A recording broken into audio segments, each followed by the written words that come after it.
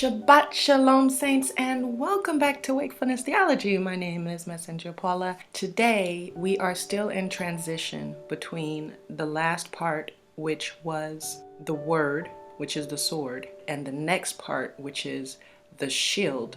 We are in between those two parts. And I told you last week that I wasn't sure if we were done with the word or if there was more to it, as far as the information that I've been personally given through Ruach HaKodesh and through Yahushua, who showed me, Holy Yahushua, who showed me the timelines in the Bible that we've already gone over. When I got to the end of those Bible verses, that was the end of the information. I don't have more information. So there's lots of questions that I had unanswered, like, just lots of questions. I'm sure I don't have to tell you. I'm sure all of you guys have equally or more questions. So I was prepared today to start to go over the Derek Prince's first book. We said we were going to do From Cursed Blessings. But it's amazing. I fell upon this video and I was urged by the Holy Spirit that this is important, and it falls right into where we are now, the transition between the word and the shield. It's just perfect timing. So I'm going to mirror this video from 9 Nanya today. You can see that it's a 2-hour video, so I'm going to cut it into 2 separate videos so that you can watch at your leisure over the next week. I will comment on it as we go through. Now, 9 Nanya, it's the same as anybody. You take in what nourishes your spirit and you leave the things that don't, pretty much. She is someone, you see this video is from 2013. She is someone that I have been watching for years. I think I started watching her channel, I don't know, maybe 2011, it's been a long time, right? And so for me, it's easier to understand her video because I've seen a lot of her videos over the years. But if you think my material is hard, hers is really hard, really, really hard. If you think I'm difficult, you about to really go to university right here. So you need to, get comfortable and sit back and relax because, wow, she goes in. The reason why I'm showing you this is that it popped up, and so maybe I've never seen this video before. If I have, I don't remember it. It's been years. And the last time I would have seen this video, I wouldn't have understood because I didn't have the information back in 2013 that I have now. I wasn't even the same person. I had no idea about all this stuff I'm telling you guys. So I watched this video yesterday, and she pretty much is confirming everything that I said in the Bible Countdown. The difference is that she names things differently. So she says there's 3 groups of people, and I say there's 3 waves. Now, when I'm trying to explain these things to you, I don't know what to call them.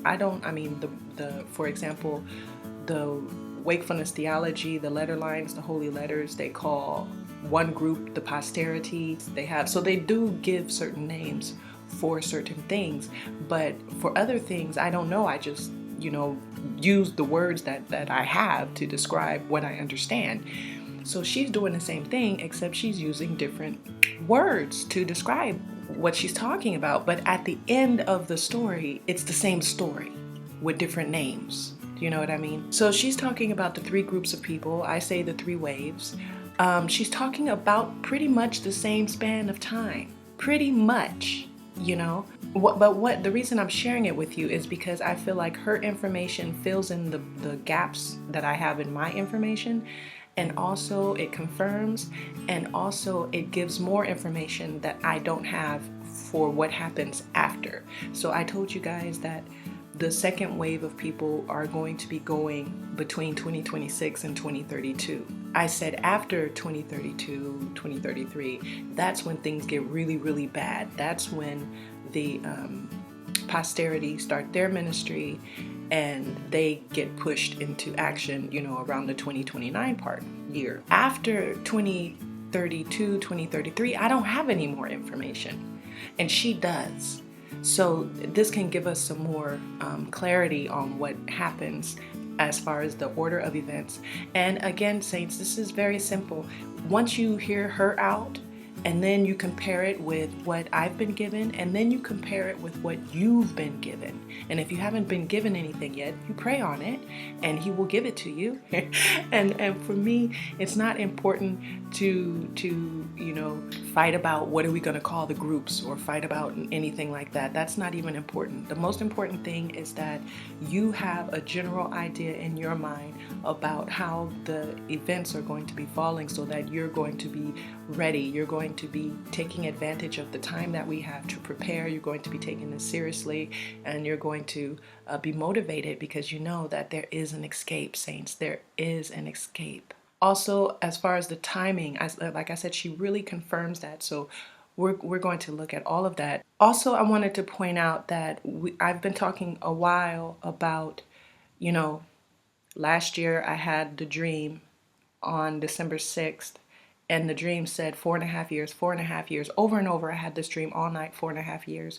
I woke up, I received 2 menorahs in the mail, and that was the day that President Trump declared Jerusalem as the capital of Israel. So I knew since that day, December 6th, that we had 4.5 years left. I just didn't know for what, like what happens at the end of 4.5 years. And so this year, 2018, I knew that we were going to start to go into the 3.5 year cycle. Right, saints. So just quickly, like I said, I got the 4.5 years on December 6th, last year, 2017. And guess what happened this year on December 6th, 2018? Israel reestablished a Sanhedrin to dedicate altar for the new third temple. 70 nations were invited. This is proof right here that that dream I had last year was real. Right here, December 6, 2018. The 3.5 years have started. It's official. The third temple altar or something like that, and that was horribly wicked. Please do not watch that. Please shield yourself from that, because that is such an abomination. That is such evil, that even to just witness it is being a part of that, and you don't want to be a part of that. Let me tell you, that is just all kinds of evil, and it is about to really set off a lot of things in motion. And we've been talking about that a lot on Wakefulness Theology. So once again, please do not watch anything related to the dedication of that third temple. That is blasphemy.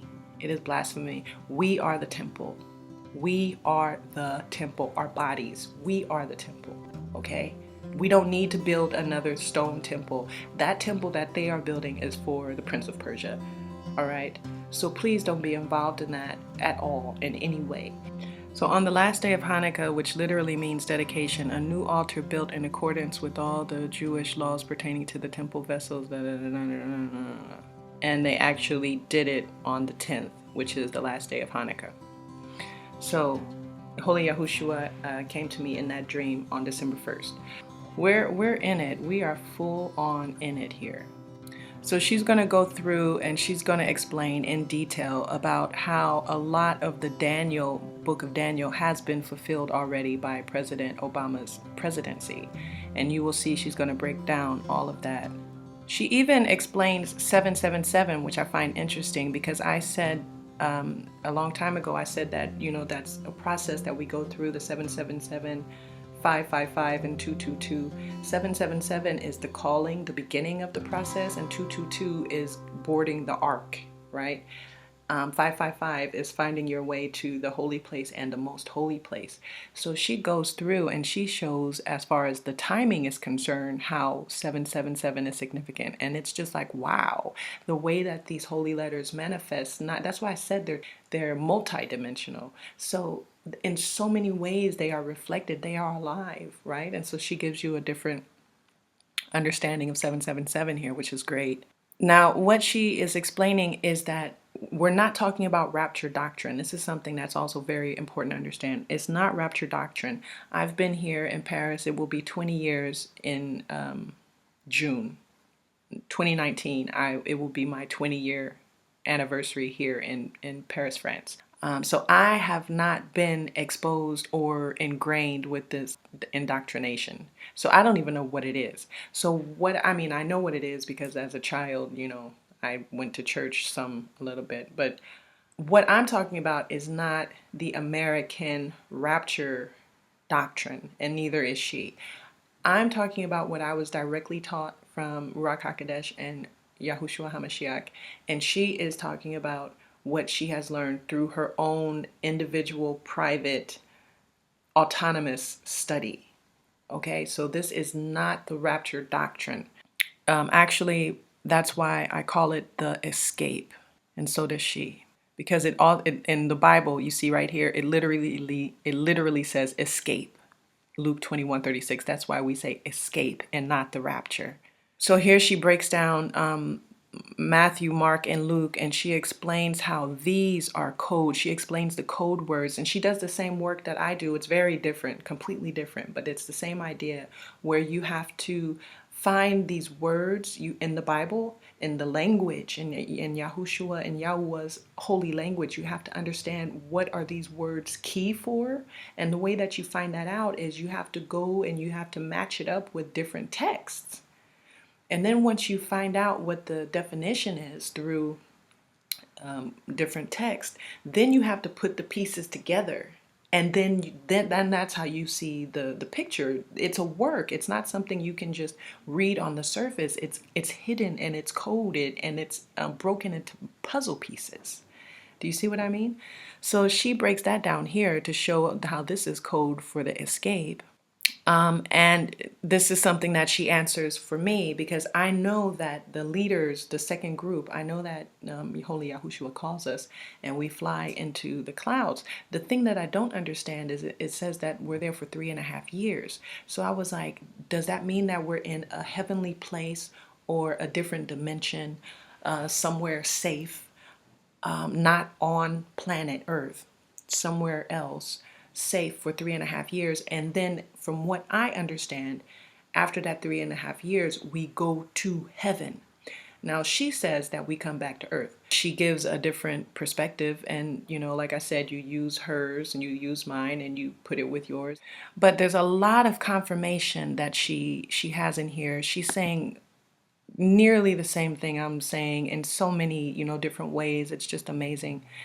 Now, one thing I also like that she completes in her information that I talk about throughout, many different videos, but she has it here in one place where she's talking about who will be rescued. And this is very, very important. And we're going to talk about that more in the prophecy part of this playlist. But she talks about here. And what you're going to find is that the word blessed is a code word. And blessed, it means those who will escape. So I love this because it just connects everything for me. We are soon going to be talking about from curse to blessing. That's the name of the book that we're going to be talking about, from Derek Prince, from curse to blessing. So what it means, if you're using the code word, is talking about those who are in woe, those who are condemned, to being someone who is saved, someone who will escape. Do you guys hear me? Do you see what I'm saying? This is life and death information. This is the work that has to be done to get on the ark. This is the oil. This is the difference between the 10 virgins, the 5 that were wise and the 5 that were foolish. The 5 that are wise, they are the ones that escape on the ark. The ones that are foolish, they are the ones that have to be here going through these terrible things to prove themselves worthy.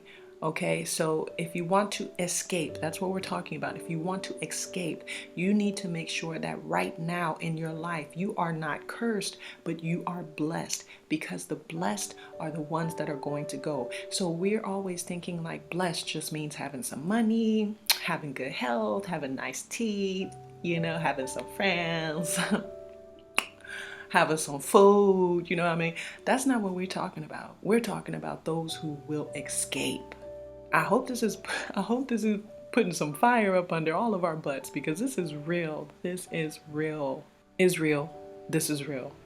So she really breaks down what is being blessed, and at the end of this video, I'm going to stop it with the wool, okay? And then I'll cut it into part two.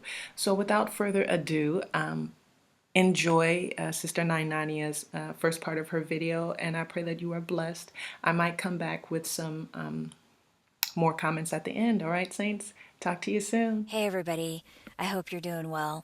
So I thought I'd make another video on the escape that the Hebrew texts predict, the escape from the serpent, because we've had a lot of really amazing events happen recently. So hopefully some people will watch this that are unaware of the amazing things that have happened in the last year.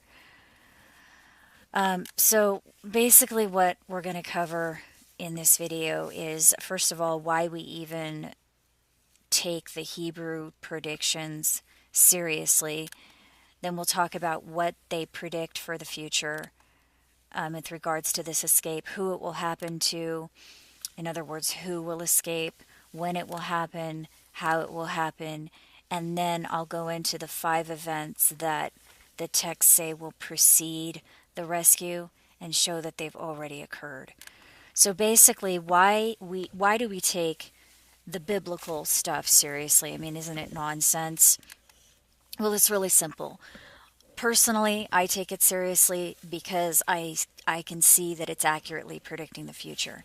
So, just to show you really quick, the Bible was published in 350 CE. That means it was in its complete form and published by that date. That's a matter of historical record. Yet it accurately predicted the exact number of years between the first siege of Jerusalem in 606 BC until the setting up of the Dome of the Rock in 685. So here's a chart right here. You can see Daniel 12:11, 1290 years right there. It actually says there will be 1290 years from the time the daily sacrifice is interrupted until the abomination of desolation is set up. Okay, so there you have that. It accurately predicted the exact number of years between periods of religious persecution during the Dark Ages. So you can see my chart is slightly different from others, probably, well, maybe a lot different. If you're curious about anything in this video that I don't have time to go over, you can go get the document that I created. It's an ebook at indigoflower.net, or you can check it out on Amazon. It's there as well. But I personally found 7 different periods of 1260 years. The 1260 years are described in the book of Daniel, the book of Revelation, etc., again, in precise detail prior to the event itself. So you can see right here the Bible was published in 350, but yet the 1290th year didn't end till 685, 300 years later, and the 1260 year periods didn't even start until around that time as well, after the texts were published. Also, the text accurately predicted the first dismantling of the papal government. Everything that was written in these texts is code, but once you understand the codes, it's easy to put the puzzle pieces together. So it very precisely described the papal government, said that it would be dismantled. That happened in 1870, and then it would be restored shortly after that. That was in 1929.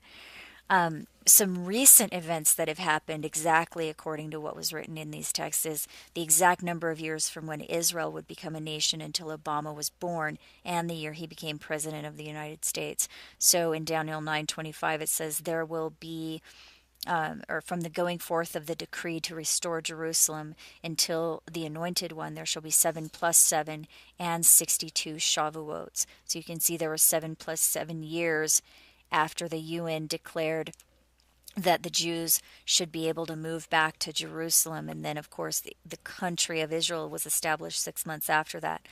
So from that decree, 7 plus 7 years later, Obama was born, and 62 Shavuots later was the first year of his presidency. So I'm not making any, it's not my job to explain why that is. I have no idea why, but it definitely occurred exactly according to Scripture.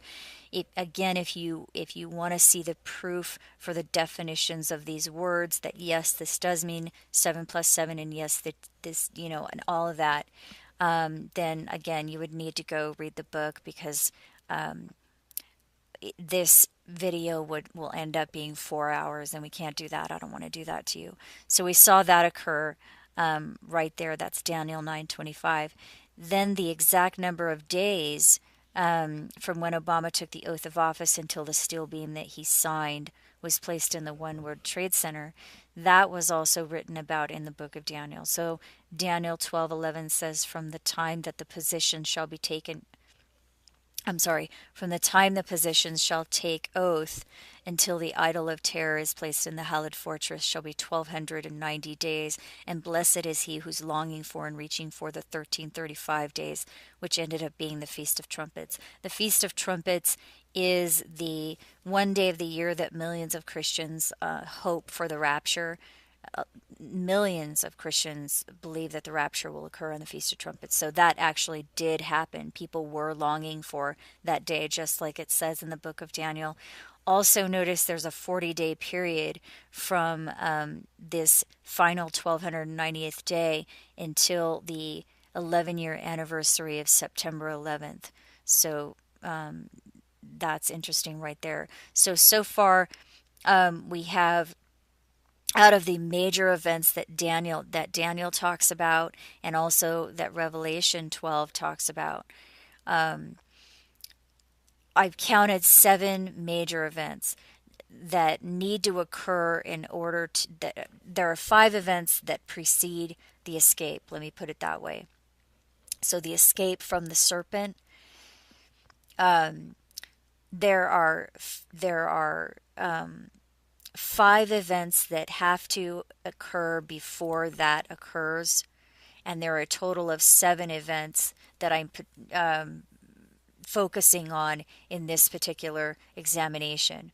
So the 7 events are, first of all, you have to have the 7 plus 7 and 62 Shavuots in Daniel 9:25. That happened right here. The second thing that you have to have is the confirmation of a covenant at the start of a 7-year period. That happened right here on October 9th, 2009. But you'd have to do a little investigation to discover that the reason that Obama won the Peace Prize, so he won the Peace Prize October 9th, and the Nobel Committee claimed that he won that Peace Prize for his efforts at international peace. Well, you do a little more investigation, you find out that it was actually the confirming of the International Nuclear Non-Proliferation Treaty, which is a global treaty. It's extremely important treaty.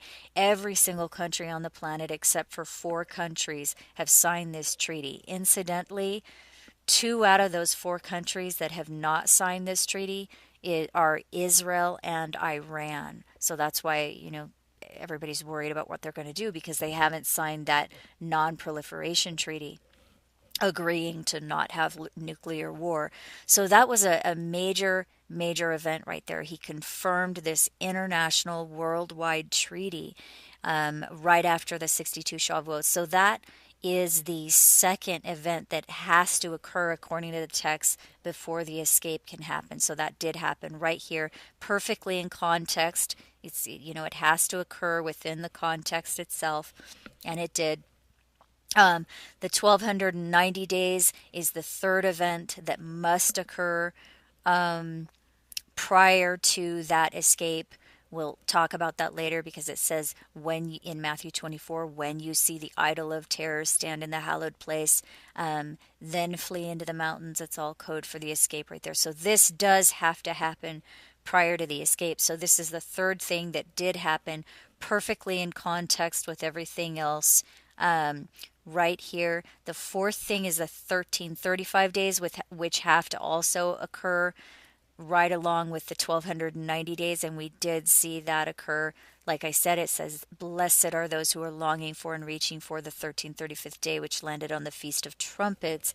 And the Feast of Trumpets is when millions of people are hoping for the rapture. And the interesting thing about the rapture, that is also another word for the escape. And the word blessed, when it says blessed is he who's longing for and reaching for that, the word blessed is code for those who are raptured, but we'll get into that later in the video. Okay, so that was let's see, there's one, two, three, four. That's the fourth thing. And the fifth thing that has to happen prior to the rescue is the sign of Revelation 12. In Revelation 12, it says the woman will escape into the wilderness. That's code. But before that, there's a sign that occurs in the heavens. It's a celestial configuration. We'll get into it in more detail later.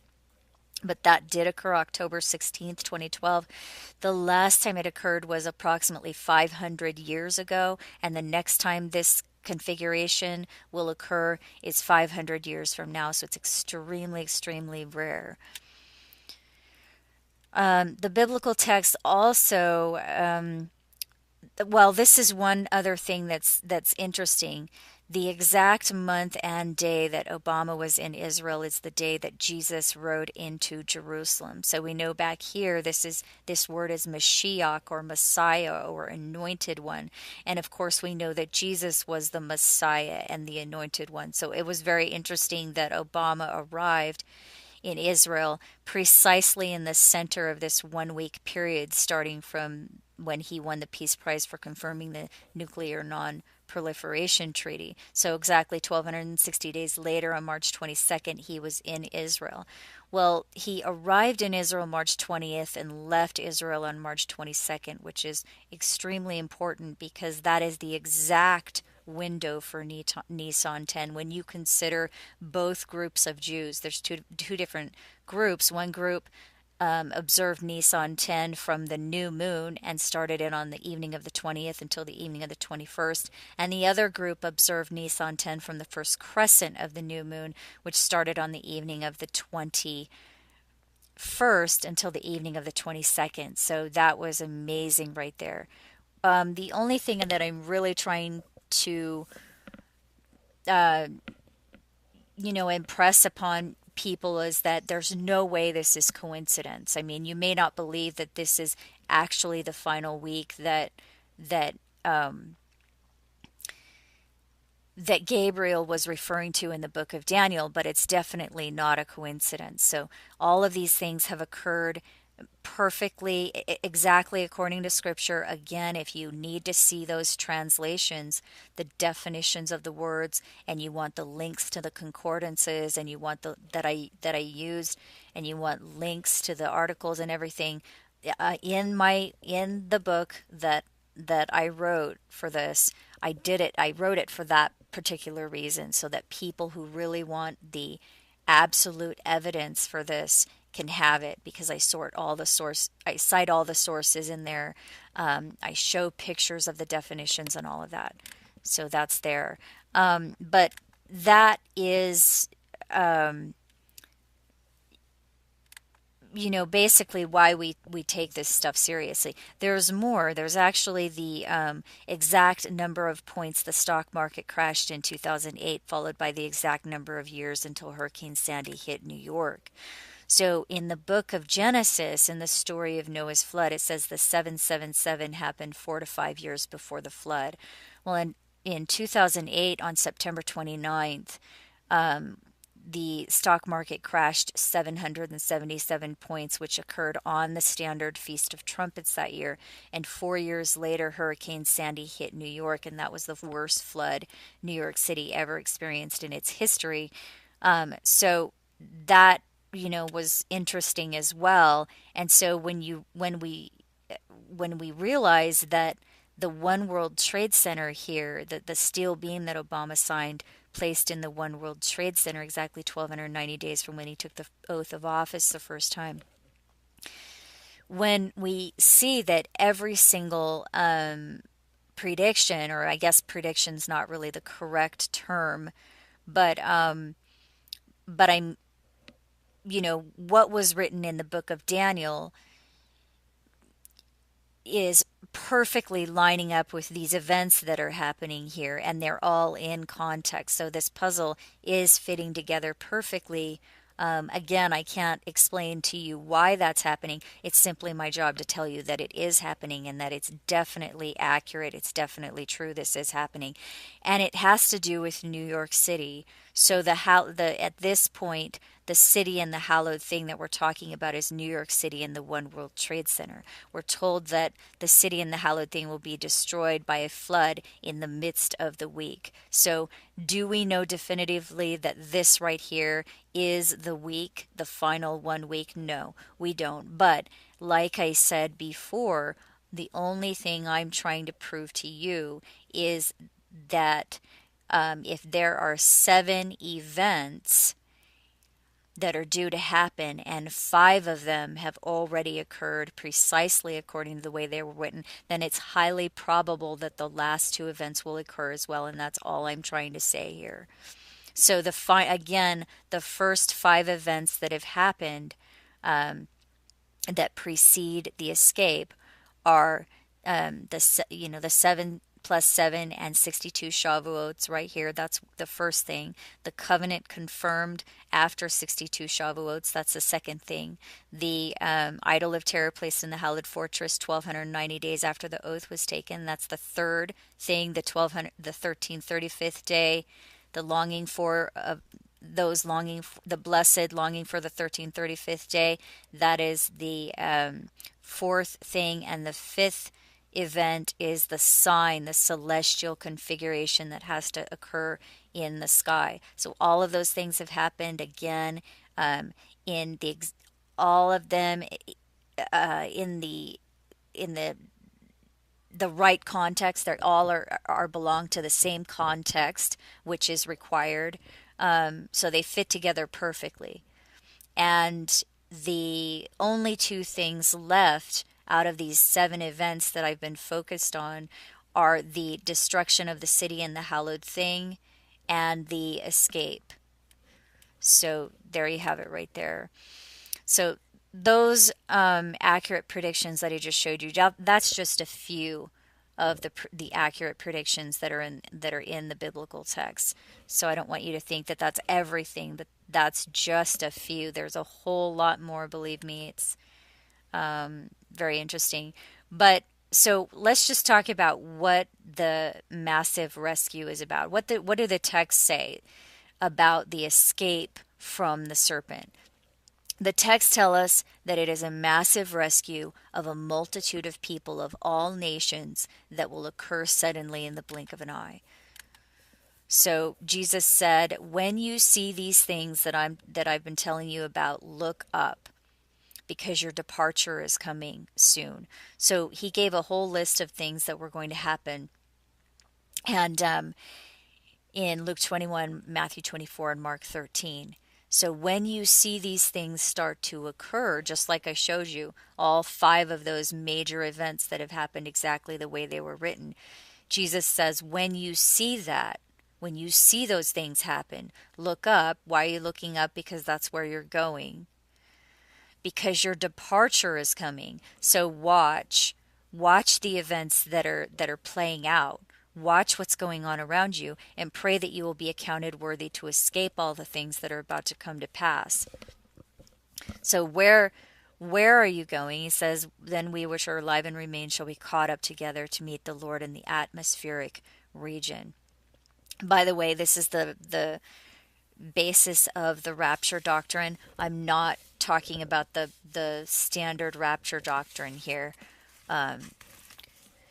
That's not what we're getting into here. But this word right here, caught up, the original Greek word harpazo, was translated in French in the ancient French language as rapturo, and that's where the word rapture comes from. So that, again, that's not, I'm not talking about doctrine here. This is a non-biased study that I've done on my own, and a few other people as well, and it's very different. It's very different. It's not the same as what you've heard in the churches. So so I try not to use the word rapture for that reason, because I don't want people to think that it's the same old doctrine that they've heard a million times, because it's not. But the escape, though, is real. Like I said, if the five other events have happened, then the escape is the next thing, and the desolation, then it's reasonable to you know it's reasonable to think, okay, maybe this escape really will happen if the five other things happened. Um, in the book of Luke, in Luke 17, it he clarifies for us that this escape that's coming is going to be a rescue. You will be taken somewhere right here. So he's talking about the story of Noah and the story of Lot, and he's saying, okay, at the end, which by the way, the end is after is after a 6,000 year period. It starts in Mesopotamia, and we're basically at the 6,000th year now. I mean, we don't know exactly when the civilization began, to the month or the day or even the year, but we know that we are approximately 6,000 years into this present civilization. That's what the texts tell us in code. So when it talks about the end, it's talking about the end of 6,000 year period. Why we don't really know, but it definitely does say that. Um, but that's a different study. I talk about it in my book if you're interested. But the at the end, there is an it's we're told that an asteroid will strike the earth and that no flesh will survive. And prior to that, there will be this great tribulation. It's a war on the earth, and it involves nuclear bombs. So basically, a nuclear world war prior to an asteroid strike. Um, and it actually might be, I take that back because well, we'll talk about it later. There is, here's what we know with absolute certainty. The asteroid strikes at the end of a 1260-day period. Let me put it that way. But there is a possibility that the 1260-day periods that they layer each other. So I shouldn't say that it's at the very, very end, but it is absolutely at the end of a 1260-day period. But we'll look at that later. The reason that matters is because you have some timing mentioned here in Luke 17. It's talking about the story of Noah and the story of Lot. It says, in the end, in the days of the Son of Man. That's code. In the end, basically, is what it's talking about. It will be the same as it was in the story of Noah, and also the same as it was in the story of Lot. But see, here's the key. There's a difference between the story of Noah and the story of Lot. There are a few differences, actually. Noah and Lot were different people. They behaved differently. That's number one. And number two, Noah was taken into the ark 7 days before the event happened, and Lot went up on the same day. So Lot was saved on the same day that fire and brimstone fell down from heaven. But Noah went to the safe place in the ark 7 days before the event. Now, here's the other thing I wanted to point out. In the story of Noah, it was a flood, but in the story of Lot, it was fire and brimstone from heaven.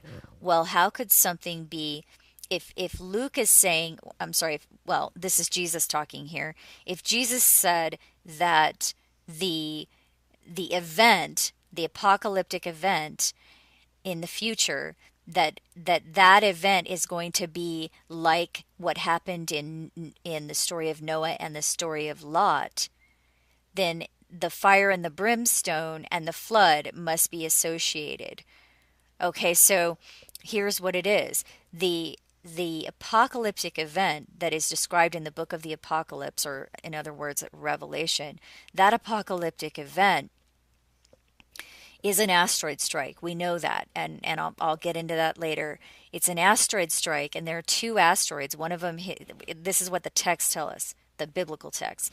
It tells us that, and it's in code, by the way. It's written in code, and then you have to. It not only is it written in code, but then it's broken up into a bunch of pieces, just like a puzzle, and then scattered throughout the text. So first you have to understand the codes, then you have to put the puzzle pieces together. So it's not like you can just open it up and say, oh, there it is. Although there are scriptures that it's very blatant. I mean, everybody knows, I'm sure, what wormwood is, because there it is, a star fell from heaven. But it tells us that there are two asteroids that hit the earth. One hits the sea and one hits the land. So if an asteroid hits the sea, then obviously there will be a tsunami, and so that could explain that. So I just wanted to cover that very quickly, but the main point here, though, is that there are going to be two rescues, one at the beginning of the tribulation and one at the end of the tribulation. That's not the only evidence we have. We have over and over and over again in these texts that tells us there are two rescues. I'll show you what I mean later on as we go through.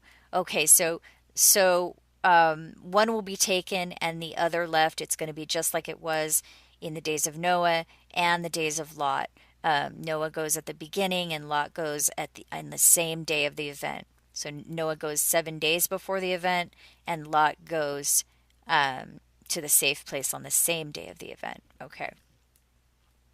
And where do they go? They're taken off planet. So I'm just going to take you over here to my book.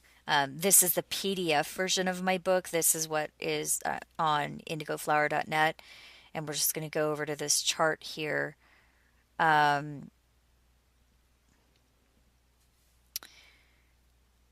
the rescue. So in Matthew 24, Mark 13, and Luke 21, they parallel each other. And if you just kind of glance at these chapters, they seem like they're describing the same event. But once you really, really dig deeper, you realize that no, Luke 21 is describing an event that happened in the past that is different from what Mark 13 and Matthew 24 is describing. And we know that because the historian Josephus recorded what happened in 70 CE when the Romans took over Jerusalem. It was a really horrible event. And what he described matches what Luke says in Luke 21. So you can see right here, there are a few differences. For example, in Luke 21, it says, they shall fall by the edge of the sword and shall be led away captive into all nations, and Jerusalem shall be trodden down of the Gentiles. But notice that in Mark 13 and Matthew 24, it doesn't say that. It says there will be no flesh saved except for the elect, basically. And we'll get into this verse right here because it's a lot more complex than that. But basically, one of the layers of meanings of this verse right here is that no flesh would survive if the elect were not saved. Meaning, if the humans and animals, because remember he said it's like Noah, it's like the story of Noah when this event happens. That means it's not just the humans that are being rescued off the planet; it's the animals too. So that's why it says right here, no flesh would survive if the rescue did not occur. That means no humans and not animals either. Well, there's only one thing really that can cause that, and that's a nuclear war and an asteroid strike. And then we find out later, sure enough, that is what is being described. But you'll notice in Luke 21, it's not saying that. It doesn't say that no flesh will survive. It just says they will fall by the edge of the sword. So Luke 21 is describing something that happened in 70 CE, and Mark 13 and Matthew 24 describing something in the future, the great tribulation that has never happened before. That's what's coming in the future. But here's the other thing that I wanted to point out having to do with the escape. So Jesus says, when you see the abomination of desolation that Daniel talked about, that's the idol of terror that we talked about that occurred in 2012. He said, when you see the idol of terror that Daniel talked about, then flee into the mountains. Okay. And let him which is on the housetop not come down to take anything out of his house, neither let him which is in the field return back to take his clothes. Okay. But notice that Luke 21 does not include this coded message right here about the person on the roof of their house not coming down. So, and that's because that didn't happen there. I mean, you'd have to think about it to understand. So, how could somebody be on their roof and not come and flee into the mountains, but not come off their roof first? See, that's the riddle right there. That's why it's called a parable or a riddle, because it's not easy to understand. You have to think about it for a second. Wait a minute. They're fleeing to the mountains right here, but they're not going to come down off their roof first. How does that happen? Okay, well, the only way that can happen is if they fly to the mountains. So, that's why it's not mentioned. This riddle is not mentioned in Luke 21, because Luke 21 is describing an event that occurred in 70 CE. They didn't have airplanes or anything like that in 70 CE. They couldn't fly at all. They literally went on foot into the mountains. But this event, we're going to find out, is being flown to the heavenly abode. So it's not really being flown to the mountains. You're not actually going to drive into the mountains, and you're not going to fly into the mountains by helicopter or anything like that. You're going to fly to the heavenly abode. So here it is right here. So you're going to flee into the mountains, and then here's your code: let him which is on the housetop not come down. And also it says that in Luke 17, in that day, he which is on the housetop and his stuff in the house, let him not come down to take it away. So there you have your two puzzle pieces that fit together. But Luke 17 clarifies the fleeing for us when he says, one shall be taken and the other left. But also notice it's a day, it's one day. So in that day, one shall be taken and the other left. And they said to him, where, Lord? And he says, wheresoever the heavenly stars are, thither will the eagles be gathered together. Again, if you want these concordance links and you want to see the definitions for the original Hebrew and Greek words, it is in my book. So he says, wheresoever the heavenly stars are, the eagles will be gathered together.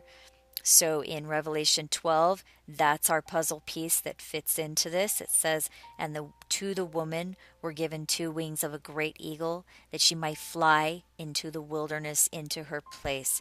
So the woman is being taken by an eagle and flown to where the heavenly stars are, and that's where the eagles will be gathered together.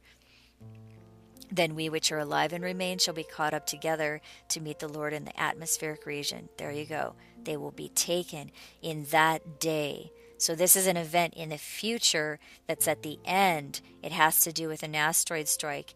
They will be taken off planet to survive. So a lot of people have a hard time believing that. I personally understand that as well. It's very similar, at least in my mind.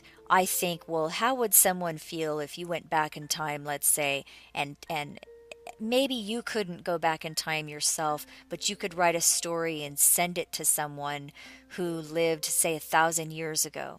Let's say you knew that you knew who the smartest person on the planet was 1,000 years ago, and you were able to write a letter to them and send it back in time. Okay, how do you think that they would respond if you told them the stories about our present age, about how you can talk to somebody who's on the other side of the planet just with a few punches of a button, in less than a minute? How would they feel about it? I mean, they'd have a really, really hard time understanding that concept. So the fact that we have trouble understanding certain concepts at our present time is not surprising at all. So it doesn't necessarily mean that something is absurd just because we can't understand it or fathom it. So I'll just leave it at that right there. But here's the thing. A lot of people will say, oh no, that escape or that quote-unquote rapture is not true. But look, Jesus said right here, if it were not true, he would have told us. He said, and don't think there's not room for you, because my Father's house has many mansions. He is going to prepare a place for us, he says. And if I go to prepare a place for you, I will come again and receive you unto myself, that where I am, you will be also. So basically, he's saying, look, I know a lot of people don't believe this. I know there are a lot of scoffers, and I mean, that's what that is. They scoff. Oh, that's absurd.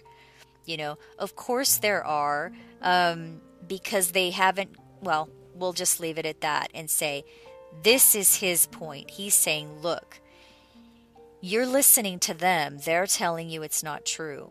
But if it really wasn't true, he would have said that. That's his point. He would have said it to us. It would be there in the text saying, okay, this particular thing right here, this is not true. But no, instead, over and over and over again, we're told that it absolutely is true, that this is exactly what's going to happen, that he is going to prepare a place for us.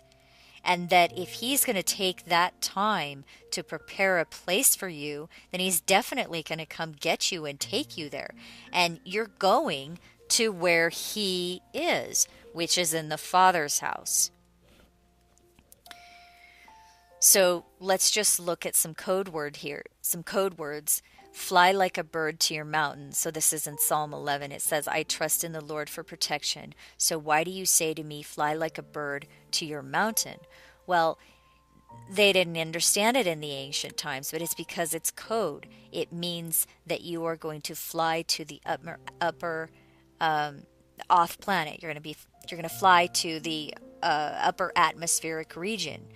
1 Thessalonians. So Revelation 21 says, and he carried me away in the spirit to a great and high mountain and showed me the great city, holy Jerusalem, descending out of heaven. So holy Jerusalem is the great city that is in heaven.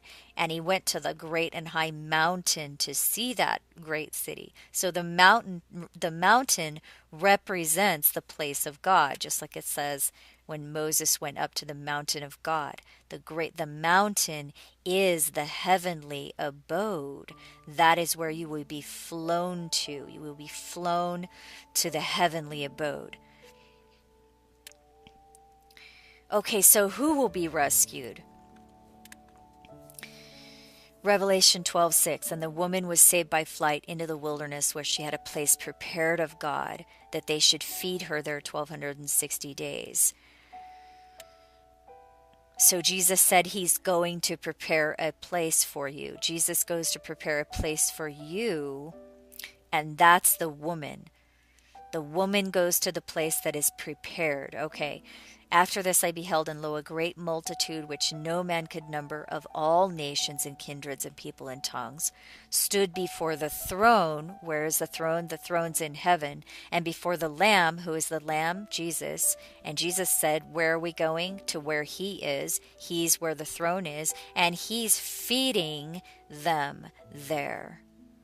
So the woman is being fed in the place prepared by God. Jesus prepared a place for us that we will go where he is. The Lamb is feeding the great multitude which cannot be counted, of all nations and people and tongues.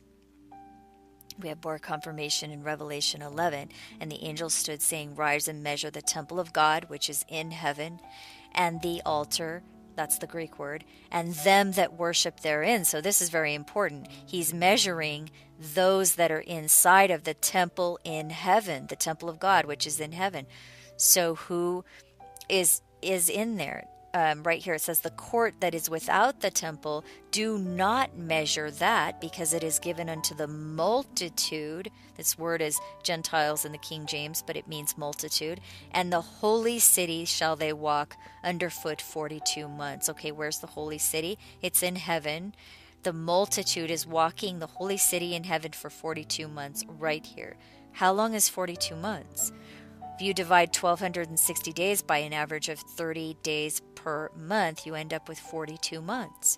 It's the same time period right here. The woman is in the place that God prepared for her for 1260 days, and the multitude is walking the holy city, which is in heaven right here. The holy city coming down out of heaven for, again, 1260 days, the same time period. That's what we're talking about right here. So do not measure the multitude, the great multitude, which no man could number. This is the same multitude right here. This is the bride. The bride comes down at the end. He says, "Come hither, I will show thee the bride, the Lamb's wife." And he carried me away to a great and high mountain and showed me that great city, holy Jerusalem, descending out of heaven. Again, right there. That is the bride. So we are talking about a marriage. We're going to talk, because if you start putting the puzzle pieces together, you realize the bridegroom comes for the bride and they go to the marriage feast. That's the first rescue, and it happens right here at the start of a 1260-day period.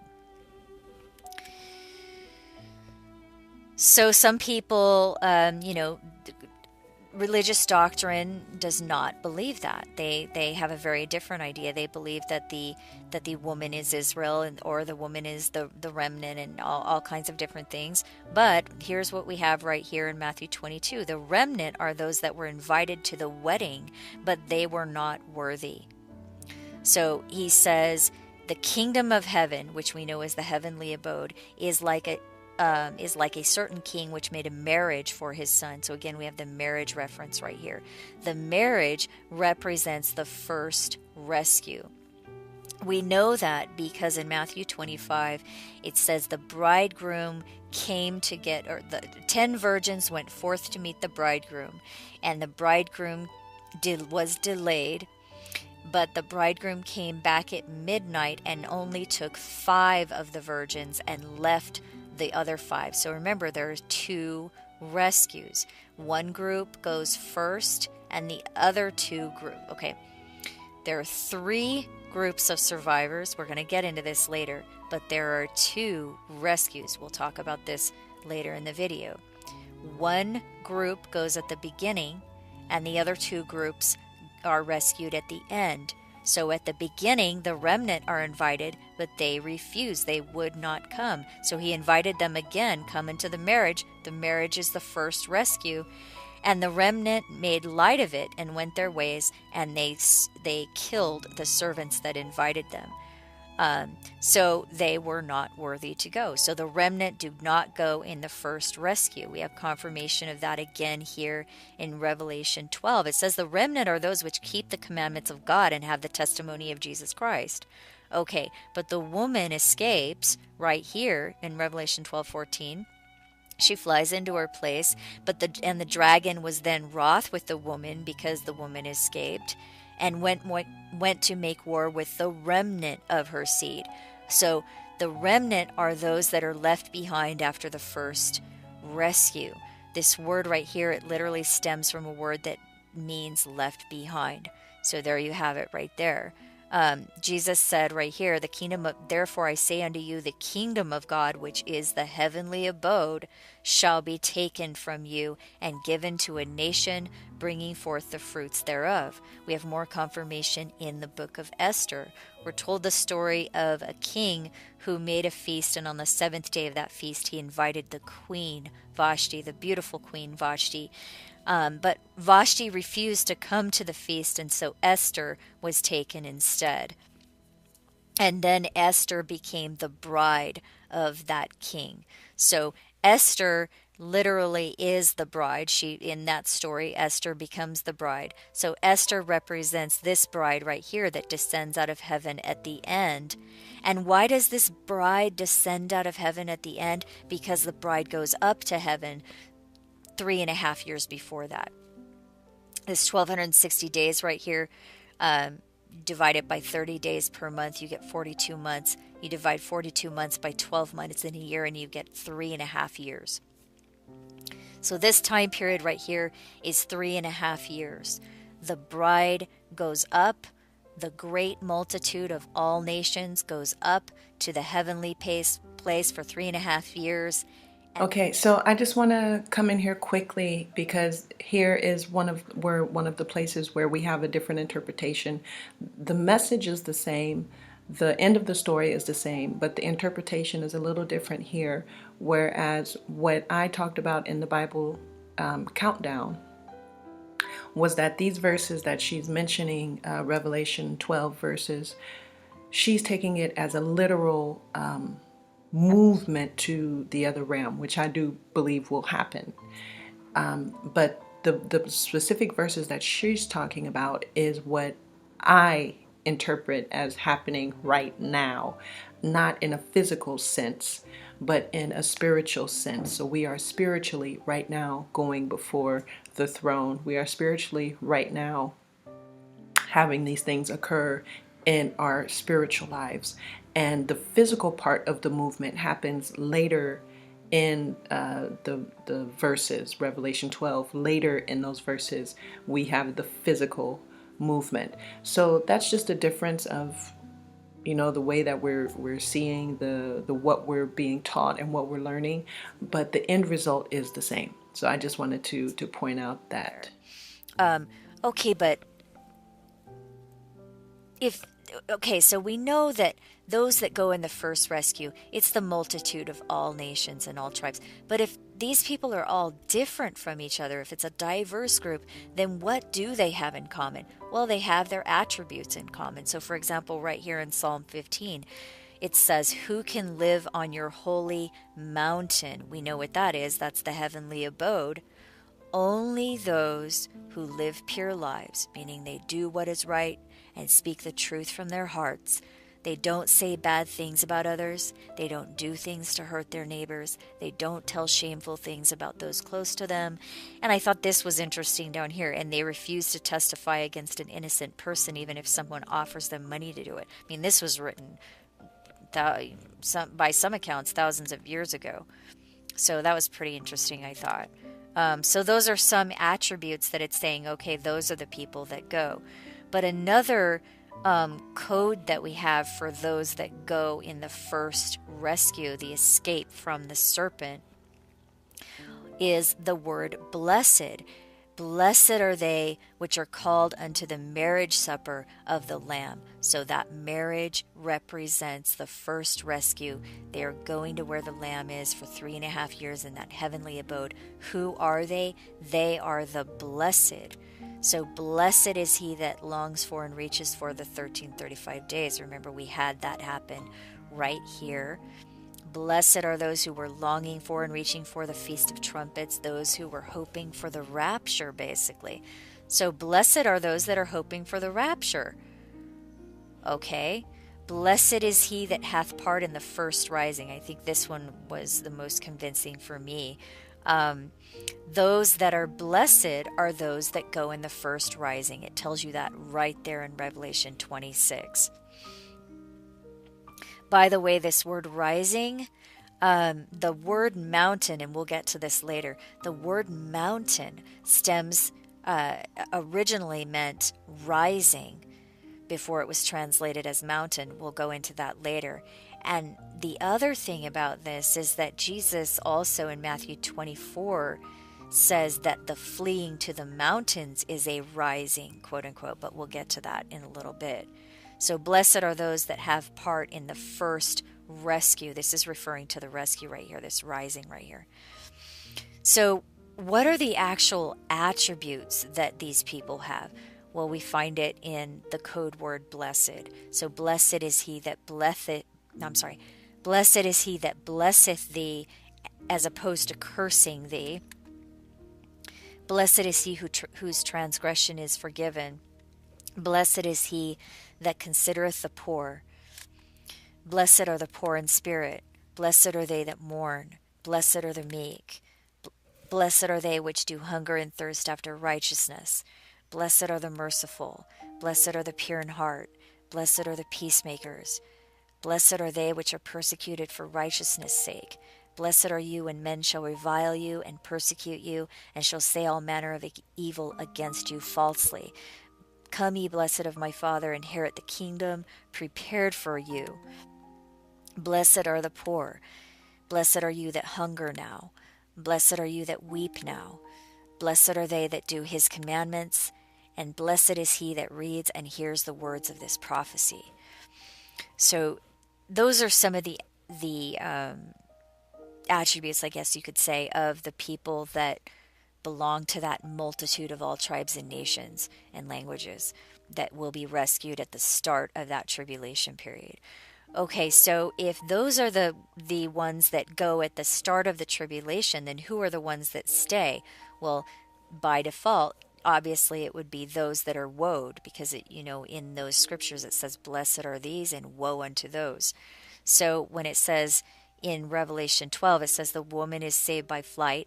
Therefore rejoice, you heavens, and you that dwell in them." That's referring to the multitude right there. They are rejoicing because they went to the heavenly abode. So those of you that went to the heavenly abode, that are dwelling up there right now during this 1260-day period, rejoice. But woe to the inhabitants of the earth and of the sea. Okay. Okay, Saints, so we're going to stop there. It's a good place to stop because of the time. But just so you understand, when we're reading right now, the first book that we're going to deal with in the next part of this playlist, talking about the shield, the book is called From Curse to Blessing. And that's what she's explaining right now. Those who are blessed are the ones who will be escaping. Okay, so this is urgent, urgent, urgent information you need to have.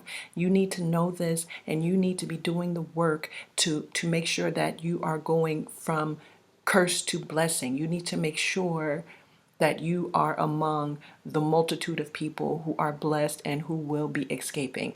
As I said before, the main difference is that I understand that this being fed in the wilderness, this process is starting now. This process has started December 6th, 2018. The 3.5 years of being given spiritual nourishment and being protected and all, and we'll know if this is correct or not, because that would mean that the world would have to start freaking out. So the world would have to start going through visible destruction.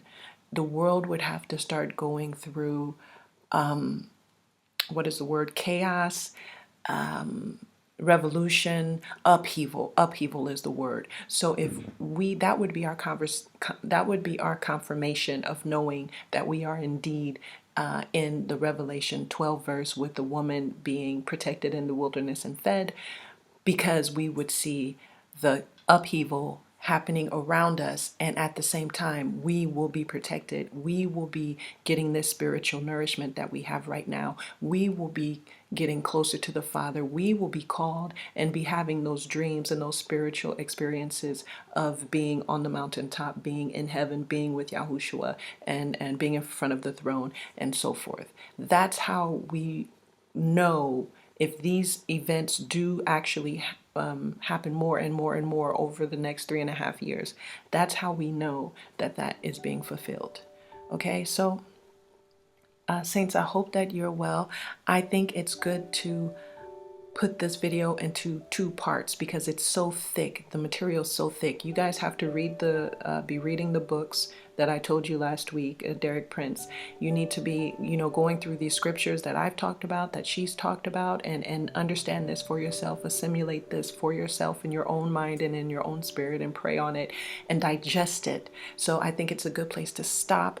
I will give you the week to do that work, and then we'll come back. We'll finish the second part of Sister Nine Nanya's video, and then we will be getting into the shield, okay? And this is all great for me because it's giving you guys time to understand and prepare. It's also giving me time to do the studies that Holy Yahushua is teaching me now. December 1st, he took my hand and he put me in school. So I'm being taught these major, huge things. And I have no idea how I'm going to explain this to you guys. So this actually gives me the time to digest this and understand this, and to commune with Holy Yahushua and make sure that I'm understanding correctly what it is that he wants me to share with you. So let's not be in a rush. We have 3.5 years.